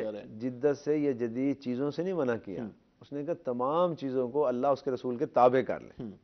آپ دنیا کی زندگی میں اسلام کہتا ہے یہ جو فوز و فلاح ہے نا، قد افلح من زکاہا وقد خاب من دساہا، کہ آپ کامیاب ہیں، فلاح یافتہ ہیں جب آپ اپنا تزکیہ کریں گے۔ آپ اس دنیا میں رہتے ہوئے انسان اپنا تزکیہ کرے، اپنے آپ کو پاک اور صاف کرے، اور وہ ہوگی الہی تعلیمات، قرآن مجید اور رسول پاک صلی اللہ علیہ وسلم کی ہدایات اور آپ کی سیرت طیبہ کے ان دونوں کو اختیار کر کے آپ جدید چیزیں اختیار کر سکتے ہیں۔ جدید دیکھیں ٹیکنالوجی ہے، سائنس ہے، علم ہے، اس سے اسلام منع نہیں کرتا۔ اسلام تو کہتا ہے جدید علم حاصل کرو، جدید سے جدید ٹیکنالوجی حاصل کرو، بلکہ رسول اللہ صلی اللہ علیہ وسلم نے خود جدید چیزوں کو، جو نئی چیزیں خود ہمیں بتائیں. لیکن اس میں ہم نے اپنے نوجوانوں کو ایک اور چیز بھی سکھانی. آپ ٹیچر بھی رہے ہیں، آپ نے شعبہ اسلامیات اور باقی جی میں پڑھا رہا ہوں، ابھی بھی پڑھا رہے ہیں، اور وہاں پر چیئرمین بھی رہے اور باقی. تو ایک اور چیز مادیت پرستی زیادہ آ گئی ہے. اب جس کے پاس کوئی بہتر چیز نہ ہو، کپڑے بہتر نہ ہو، اچھا موبائل نہ، نوجوانوں کے پاس وہ پریشان ہو جاتا ہے. تو ان چیزوں سے ہم نے کس طرح نکالنا ہے؟ اس لیے نا کہ اس کے دل میں یاد الہی نہیں ہے، اس کے دل میں وہ تقوی و پرہیزگاری نہیں ہے، جو کہ پھر قناعت اور صبر کو پیدا کرتی ہے نا. جب تقوی ہے نا، انسان کو قناعت اور صبر کی طرف لے کے آتا ہے. دیکھیے نوجوان کا کام یہ ہے کہ وہ زندگی کا مقصد یہ بنائے کہ میں نے اللہ اس کے رسول کے راستے پہ چل کے زندگی گزارنی، پہلا. پھر اس کے لیے مادیت جو ہے نا وہ غالب نہیں آئے گی. محنت کرے، کوشش کرے. قرآن بھی کہتا ہے رزق حلال کماؤ، روزی کماؤ. رزق کے لیے کوشش کرنا ہر مسلمان پر فرض ہے. یعنی نماز فرض پڑھنے کے بعد، وسلم کی حدیث ہے، فرض نماز کے بعد جو ہے نا طلب کسب الحلال فریضۃ بعد الفرائض، یعنی فرائض کے بعد جو 4 فرض ہیں ان کے بعد تم پر روزی حلال کمانا، رزق حلال کی تگودو اور کوشش کرنا یہ فرض ہے. اب اس فرض کے لیے محنت کرے، کوشش کرے، جو مل جائے اس کو اب صبر کرے، اس پہ توکل کرے. اصل میں اب نوجوان نسل میں نا یہ جو اخلاقی اوصاف ہے نا، توکل، صبر، یہ ختم ہو گئے. اس پہ ہم مزید بھی بات کریں گے. ناظرین بریک پہ جائیں گے تو مزید ڈسکشن ہوگی. ہمارے ساتھ رہے گا. ملتے ہیں شارٹ بریک کے بعد.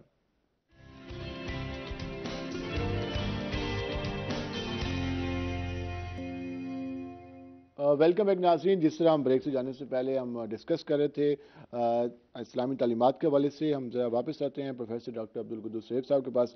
ڈاکٹر صاحب، جس طرح ہم دیکھتے ہیں کہ اسلام تو واضح طور پر ہمیں چیزیں سکھاتا بھی ہے اور بار بار احکامات بھی دیے گئے اسلامی تعلیمات میں. اگر ہم ایک جو چیز دیکھتے ہیں کہ ہمارے ہاں اسپیشلی نوجوانوں کے حوالے سے، چاہے وہ مدارس ہوں، چاہے وہ ہمارے دیگر انسٹیٹیوٹ ہوں، ہماری جامعات میں بھی اسلامک تعلیم پر اور قرآن مجید کے اسٹڈی کے حوالے سے سبجیکٹ شامل کر دیے گئے ہیں. تو اب کوئی فرق خاص نہیں رہ گیا اسلامک تعلیمات کے حوالے سے. تعلیم تو دی جاتی ہے، تعلیم و شعور میں کیا فرق ہے؟ تعلیم دینا اور اس کے بعد شعور حاصل کرنا، اس کے منازل تک ہم کب پہنچیں گے؟ بلال خان، یہ بڑی اہم بات ہے، کیونکہ دیکھیں تعلیم جو ہے نا ایک سلیبس ہے، ایک جو کیریکولم جسے ہم کہتے ہیں، جسے نصاب تعلیم بھی کہتے ہیں، کورس بھی کہتے ہیں، مختلف نام ہیں. وہ ہم اس کو ٹیچ کرتے ہیں. اتنے کریڈ آور کا یہ کورس، اتنے کا یہ، اتنے کا یہ کریڈ، اتنے کریڈ آور آپ پورے کر لیں تو آپ ڈگری کے اہل ہو جائیں گے. بالکل ایسی وہ تو آپ کو مل جاتی ہے. لیکن شعور جو ہے نا اس سے ایک اوپر کی چیز ہے. وہ آتا ہے کہ علم کے ساتھ آگاہی جو ہے نا، جسے آگاہی، وہ شعور ہے. اور وہ آتا ہے ایک اچھے استاد سے، ایک اچھے کردار سے. آپ کے سامنے جو استاد کا سیرت و کردار ہے وہ بھی اچھا ہو، اور استاد جو ہے نا وہ آپ کی تربیت بھی کر رہا ہو. تو تربیت سیرت و کردار کے ذریعے ہوتی ہے، صرف کورسز کے ذریعے نہیں ہوتی. کورسز علم تو آ جاتا ہے، نالج، بلکہ میں اسے کہتا ہوں انفارمیشن آ جاتی ہے. اور اس واضح نصیحت کے ذریعے بھی آ جاتی ہے، بیان کے ذریعے بھی آ جاتی ہے. انفارمیشن تو مل گئی، لیکن وہ دیکھتا ہے رول ماڈل کون ہے میرا. تو رول ماڈل ایک تو بہتر سے بہتر ہونا چاہیے، سیرت و کردار اس کا اچھا ہونا چاہیے استاد کا. دوسرا، جو وہ استاد پڑھا رہا ہے نا، وہ اس کورس کے علاوہ بھی اس کو یعنی آگاہی دے، شعور دے، اس کے پریکٹیکل ڈائمنشن بتائے، عملی طور پہ آپ نے کیا کرنا ہے اور عمل میں کیا لائیں گے. دیکھیے اسی طرح ہم دیکھتے ہیں نا، ہم سب سے بڑے معلم ہمارے آخری نبی حضرت محمد مصطفیٰ احمد مصطفیٰ صلی اللہ علیہ وسلم ہیں.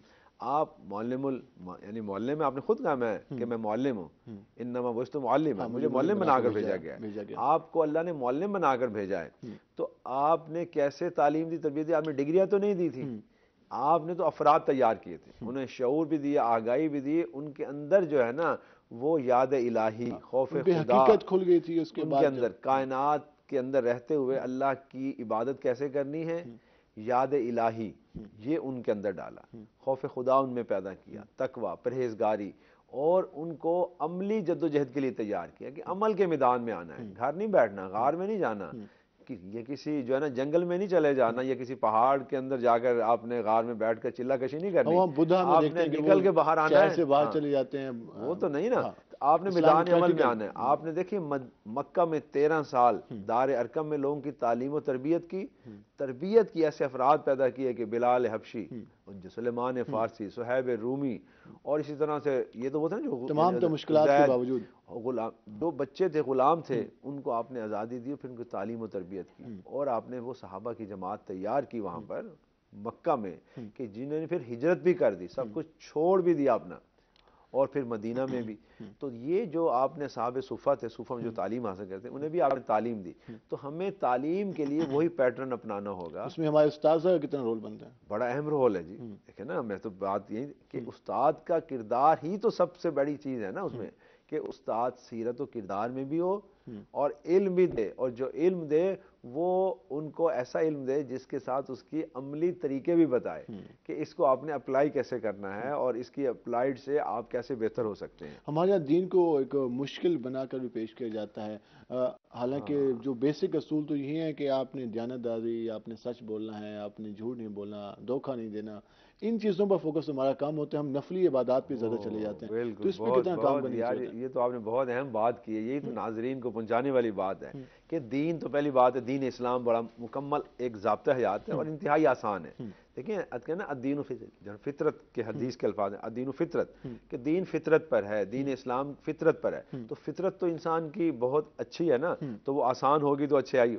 دین آسان ہے، اسے اختیار کرنا آسان ہے، اس میں کوئی مشکل نہیں. وسلم کی اپنی حدیث ہے جس کا ترجمہ یہ ہے کہ یہ دین اسلام ہے، آسان ہے، سہل ہے، اس میں کوئی چڑھائی نہیں، اس میں کوئی تنگی نہیں، اس میں جو کشادگی ہے، اور اس میں اوپر چڑھنا نہیں بلکہ سیدھا ہمارا راستہ ہے.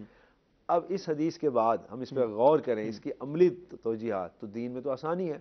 اور خود قرآن مجید فرائض کی عبادت کو بیان کرتے حکم دیتا ہے، اللہ یرید بکم الیسر ولا یرید بکم العسر. اللہ وہ ہے جو تمہارے لیے آسانی کو پسند کرتا ہے، آسانی چاہتا ہے اور مشکل نہیں چاہتا. یعنی دیکھیں نا، روزے کی فرضیت کے لیے جو آیات ہیں ان میں اللہ تعالیٰ یہ فرما رہے ہیں. تو دین کا مزاج کیا ہوا؟ آسانی والا، سہولت والا، سادگی والا، کہ لوگ آسانی سے، سادگی سے دین پہ عمل کریں. اس میں کوئی چڑھاؤ نہیں ہے، اس میں کوئی جو آج کل ہم نے چیزیں اختیار کی ہوئی ہیں نا، یہ دین نہیں ہے، یہ ہمارے مسالک ہیں. اس وجہ سے ہم اس پہ یہ ہمارے مسائل ہیں جس کی وجہ سے ہم نے نوجوان نسل جو ہے وہ دین سے دور ہوتی جا رہی ہے. اور ماڈرن لائف جو ہے وہ کہتے ہیں نہیں جی نہیں، ہم نے تو ایسے دین کو اختیار ہی نہیں کرنا. پورا گیٹ اپ کہا جاتا ہے جس وجہ سے پرابلمز ہوتی ہیں. ہاں، گیٹ اپ تو دین میں خیر نہیں. پریکٹیکل چیزیں ہیں، امپلیمنٹ کرنا، اپنے آپ پہ اپنی ذات کو بہتر بنانا ہے، اپنا تزکیہ کرنا ہے کہ میں نے جھوٹ تو نہیں بولا، میں نے سچ بولا ہے، میرا امیج کیا ہے. ہمارے یہاں اللہ معاف کرے، ہمارا امیج تو ہر کسی کو پتہ ہوتا ہے کہ آپ فلاں بندہ ایسا ہے، فلاں بندہ ایسا ہے. اس پہ ہمیں کام کرنے کی ضرورت ہے، اپنے کریکٹر کو بہتر کرنا ہے. ہم جاتے ہیں عمر قادری کے پاس. عمر، ہمیں اب کیا سنائیں گے، کون سا کلام سنائیں گے؟ کا کلام ہے.